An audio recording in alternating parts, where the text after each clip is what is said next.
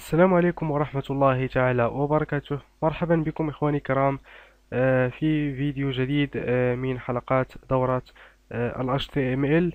إن شاء الله في هذا الفيديو سنتعرف على اسم العنوان الخاص بالصفحة.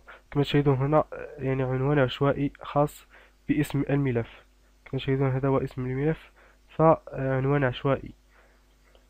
سنتعرف على كيفية تغيير هذا العنوان وجعله يعني عنوان خاص بك و يعني من اختيارك. ف يعني العنوان يكون في الهيد. نقوم بالذهاب إلى الهيد، ثم نقوم بكتابة واسم تايتل، ثم نقوم بإغلاق واسم التايتل.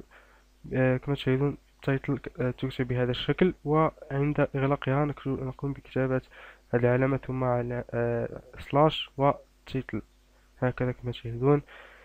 هنا نقوم بكتابة أي شيء نريده. فقط نقوم مثلا HTML tutorial هذا. إذن لاحظوا معي الآن نقوم بالحفظ كنترول S، ثم لاحظوا معي هنا نقوم بالتحديث. كما تشاهدون قد تم تحديث العنوان، و يعني عنوان خاص بنا. يمكنك اختيار أي عنوان تريده. فقط على سبيل المثال قمت باختيار HTML tutorial. فهذه هذه هي هذا هو الوسم البسيط الذي تعرفنا عليه في هذه الحلقة، وهذه هي حلقة هذا اليوم.